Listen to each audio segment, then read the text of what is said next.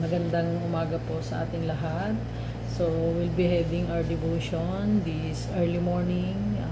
It's always a good thing and the best thing to praise the Lord before we do our thing for the day. So, we pray.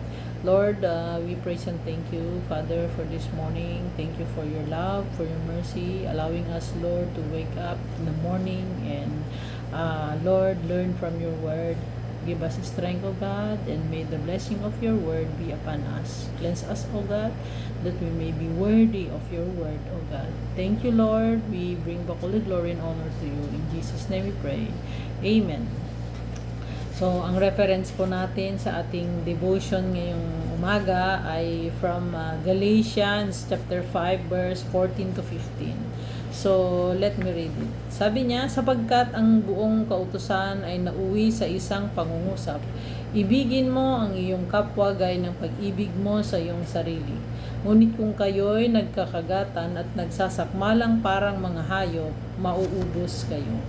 So, dito sa verses na binasa natin, it shows na kailangan natin ng kapwa. Okay? Hindi tayo pwedeng mabuhay na tayo lamang, na sarili lamang natin. Okay? So, sabi niya, ibigin natin ng kapwa natin gaya ng pag-ibig natin sa ating sarili. So, kung maalala natin yung kwento ng The Good Samaritan, ito yung parable na ikwinento o sinabi ni Jesus about having a good neighbor. Okay? So, dun sa kwento, merong isang lalaki na hinold up, okay, binugbog, tapos nakahandusay siya. Sabi nga doon, half dead. Malamang gumagalaw pero hindi na makatayo. And then, dinaanan siya ngayon ng una yung pare. Okay? May dumaan, nakita siya ng pare, hindi siya pinansin. Dumaan lang siya sa kabilang daanan. And then, sumunod na dumaan is yung Levita. Okay? The same. Hindi siya pinansin, dumaan lang siya, hindi siya binabaan. Okay? Para lang tignan, i-check kung buhay ba siya or anong may tulong niya. Hindi. Okay? So, kung mapapansin natin, yung dalawang dumaan na yun ay mga religious people. Okay? Mga may kaalaman patungkol sa paggawa ng mabuti dahil ito ang tinuturo ng kasulatan. Kasi yung mga pare, syempre, ang forte nila, ang ginagawa nila, nagsasalita ng mga galing sa Bible. Okay? Mga kautusan, mga ganon. So, yung Levita, alam natin na sila yung pinili ng Diyos para magman or mag-manage doon sa templo. Okay? So, they know the Lord. And here comes the third person to pass by ay ang isang Samaritano. We also know sa Bible na yung Samaritan and Jews parang magkaaway sila. Parang hindi sila magkasundo, okay? Parang ganon.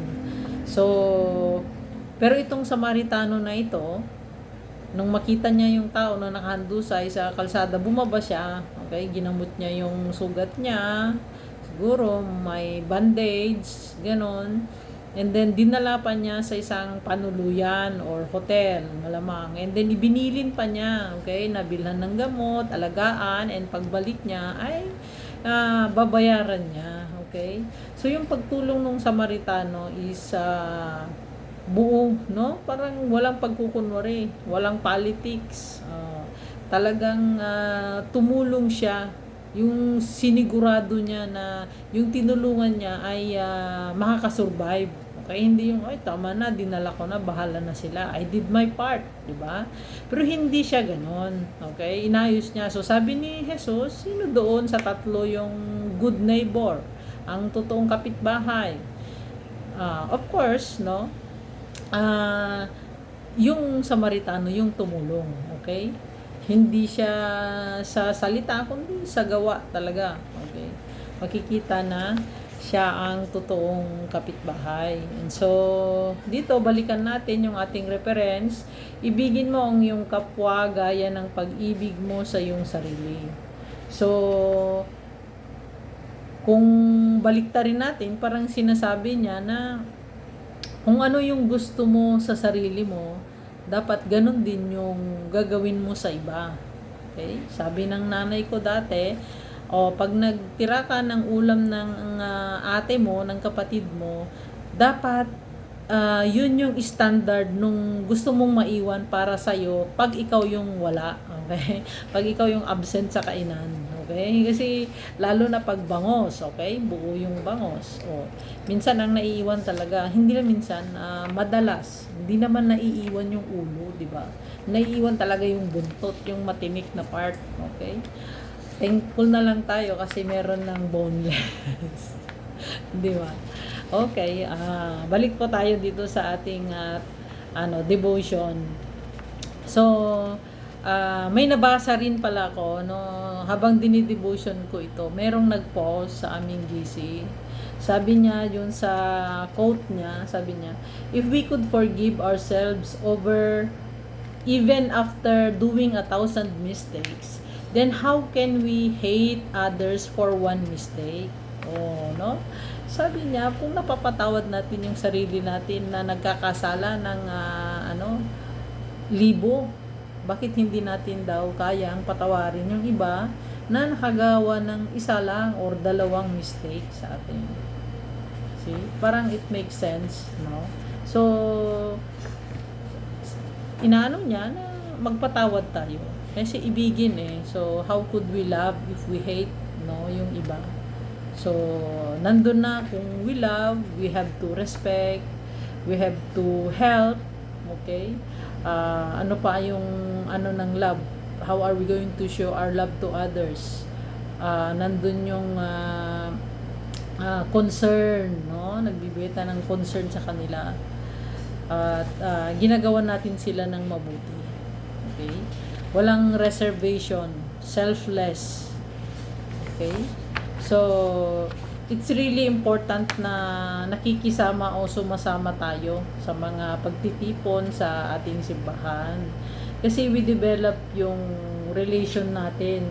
Kung tayo nalulungkot, maybe as we mingle with other person ay lumalakas tayo. Parang ma-realize natin minsan, mas mapalad pa pala ako, mas pinagpala pa pala ako, no? Parang ma-inspire tayo, malalakas yung ating kalooban, no? Sa ating buhay. Sabi nga, no man is an island. So, and even here, okay?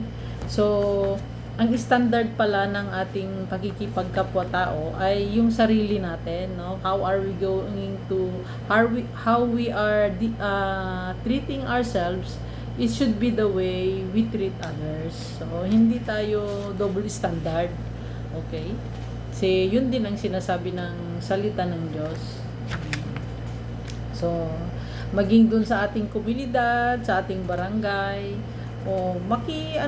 makihalubilo. We belong to a community, kaya makisama tayo, mag-participate, okay? Kung sabi, mag-garbage segregation tayo, mag-garbage segregation, okay?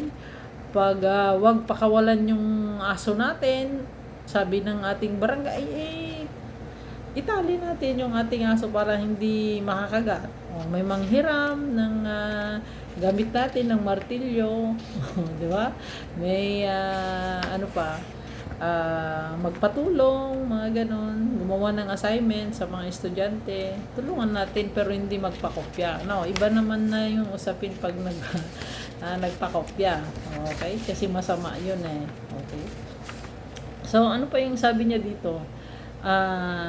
Yung sumunod na verse, sabi niya, ngunit kung kayo'y nagkakagatan at nagsasakmalang parang mga hayop, mauubos kayo. It's true, di ba? Kapag nagkakaroon ng samaan ng loob, walang mangyayari sa ating maganda. Magkakawatak-watak talaga tayo. But kung nandun yung love, okay, yung pag-ibig, nandun kasi yung pangunawa, nandun yung respeto. So, tayo ay bahagi, okay, ng katawan ni Kristo sa ating iglesia.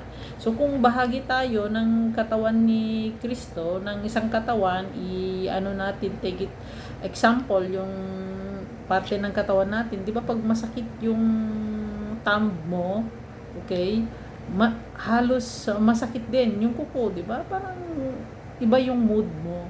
The same is true pag yung kapatid natin ay meron siyang iniinda, meron siyang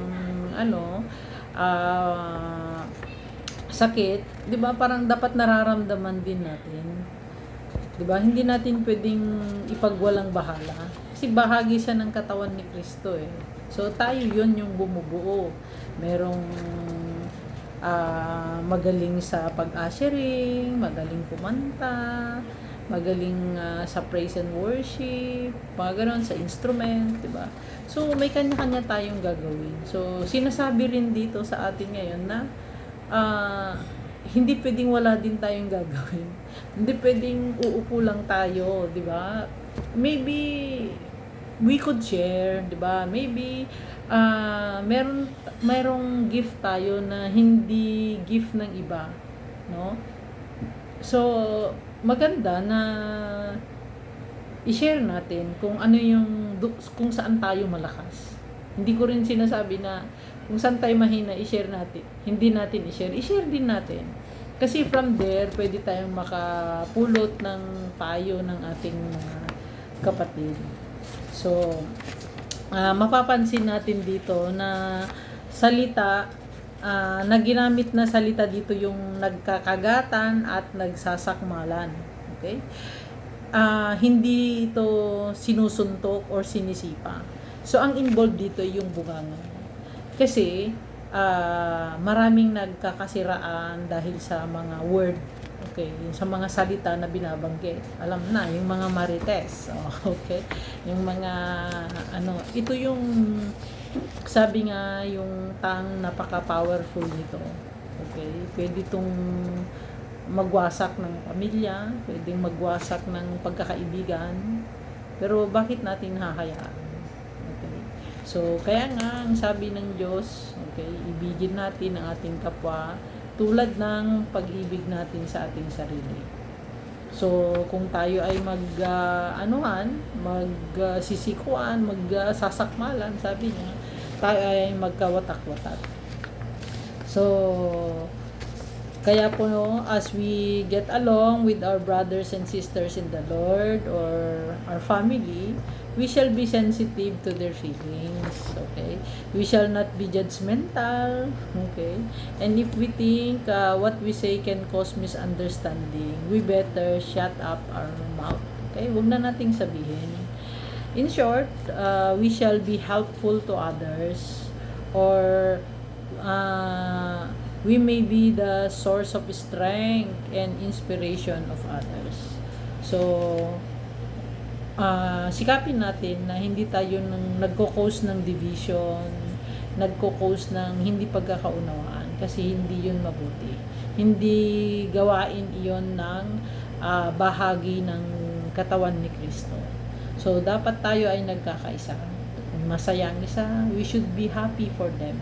Kung nalungkot siya, we should feel it, okay? At nakikipag-sympathize din tayo.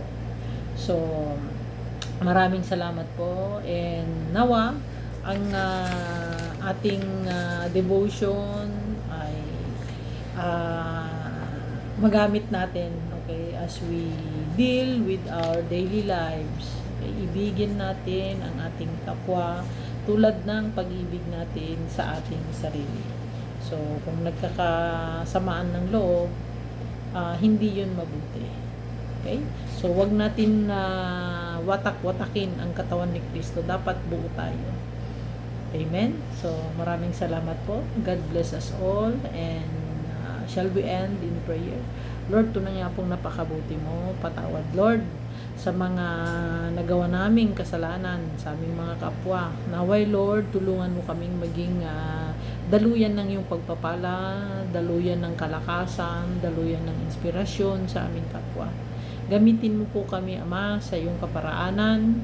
Ano man po ang may tulong namin, naway Lord, magbigay kaluguran ito sa iyo. Lord, ngayong araw, sa aming pagtatrabaho, sa aming pagharap sa panibagong hamon sa aming buhay, naway Lord, ingatan mo pa kami, gabayan, bigyan mo kami ng karunungan, Lord, upang lahat po ng aming gagawin ay magbigay kapurihan sa iyo. Salamat, Ama, pagpalain po ang aming pamilya.